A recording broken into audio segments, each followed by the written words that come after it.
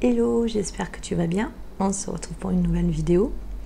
Alors si tu nous suis, tu sais que donc déjà on travaille par internet, donc on est nomades digitaux et surtout on travaille, on a une activité en ligne depuis très longtemps en fait. Avant même de choisir de devenir digital nomade, en fait on avait déjà une activité en ligne. Ça fait c'est depuis 2005 en fait, hein, ça fait 14 ans qu'on travaille sur internet. Donc à la base on travaillait de chez nous, de notre appartement. On avait installé nos bureaux dans notre appartement, hein, dans un coin, dans une pièce. On avait mis tout ce dont on avait besoin pour travailler. Parce que moi je travaillais avec Patrice quelques heures par jour à l'époque, hein. J'étais pas à plein temps, puisque en même temps je m'occupais de l'instruction de Logan, puisque Logan faisait l'école à la maison. Donc je partageais ma journée entre des tâches pour l'entreprise et puis l'instruction de Logan à la maison. Je te dis peut-être que c'est une solution pour toi d'avoir ton activité, de la faire de chez toi, mais tu ne sais pas trop comment t'organiser. Parce que c'est vrai que ça peut être problématique par rapport à ta famille, à tes enfants, comment tu vas pouvoir gérer ça. Si à l'époque c'était quand même assez, encore un petit peu rare de travailler à la maison, hein, moi je me souviens que les gens avaient du mal en fait, à comprendre. Quand je leur disais que je travaillais à la maison, pour eux je ne travaillais pas. Donc pour Patrice c'était pareil, hein, pour beaucoup de gens on ne travaillait pas puisqu'on travaillait de chez nous. Donc on était tout le temps disponible, hein, je veux dire, on pouvait nous appeler, on pouvait nous rendre visite quand ils avaient envie, puisqu'on ne travaillait pas. Donc ça c'était difficile à faire comprendre à notre entourage, aux personnes qu'on fréquentait, de leur faire comprendre qu'on travaillait en fait. Et on nous a souvent dit, alors c'est quand que vous allez chercher un travail.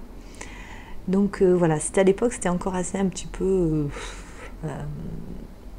marginal, on va dire, que de travailler chez soi. Maintenant, c'est quand même un petit peu plus répandu, hein. Il y a beaucoup plus d'activités qui peuvent se faire de la maison. On peut aussi faire du télétravail, hein, se mettre d'accord avec son employeur et travailler de chez soi. Donc voilà, c'est quelque chose maintenant qui est quand même rentré un petit peu plus dans les mœurs et que les gens acceptent un petit peu plus facilement. C'est sûr qu'il faut être bien organisé parce que là, tu es tout seul, hein. C'est toi qui dois gérer ton temps de travail. Il ne faut pas procrastiner. Et ça, c'est pas évident parce que ça, c'est quelque chose, c'est le fléau de grand nombre de personnes qui travaillent à la maison, mais pas que, hein. C'est un fléau très répandu, la procrastination.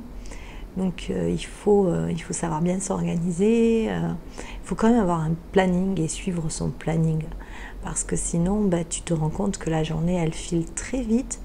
Et quand tu travailles à la maison, tu vas avoir tendance à te dire ah tiens, il faut que je lance une machine. Ah, il faut que j'aille étendre le linge. Il faut que j'aille chercher les enfants à l'école. Ah, il faut que je prépare le goûter. Enfin, il va y avoir plein de choses comme ça qui vont te couper ta journée. Et puis à la fin de la journée, tu te dis, oh mon Dieu, mais j'ai pas fait ce que j'avais à faire, j'ai pas réussi à finir mes tâches. Donc c'est vrai qu'il vaut mieux quand même avoir un planning, être rigoureux sur ce point de vue, d'autant plus si tu dois travailler pour des clients, parce que sinon tu vas te retrouver en retard. Ça ne veut pas dire que tu es obligé de te lever aux aurores.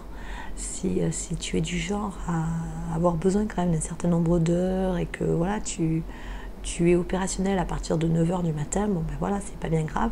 Le principal, c'est que pendant le temps que tu octroies à ton activité, que tu sois opérationnel à 100% en fait. Il faut que tu sois concentré, focus sur ton travail. Parce que quand tu es à la maison, tu as plein de choses qui peuvent te distraire. Normalement, l'idéal, c'est quand même de couper les réseaux sociaux, de ne pas aller sur Facebook, d'éteindre la télévision. Même si tu sais qu'il y a ta série préférée qui doit passer, non, à la limite, tu l'enregistres et puis tu la regarderas plus tard. Il faut arriver à faire la différence entre je suis à la maison, je travaille. Parce que si toi-même, tu n'arrives pas à bien ancrer ça dans ton habitude, les autres auront du mal aussi à le comprendre et à l'assimiler. Et tu ne pourras pas leur reprocher après de venir te déranger tout le temps si toi-même tu n'es pas focus à 100% sur ton activité. Si tu as des enfants, il faut bien leur expliquer que tu travailles, que c'est pour amener de l'argent dans la famille, que c'est pour pouvoir leur offrir de belles vacances. Donc il faut quand même bien leur faire comprendre que c'est un vrai travail. Et s'ils sont tout petits, il va falloir t'organiser d'une certaine façon pour quand même arriver à trouver du temps pour ton activité. Parce que c'est pareil, hein, si tu as un tout petit, c'est pas toujours facile de lui faire comprendre que tu peux pas être disponible tout le temps pour jouer avec lui.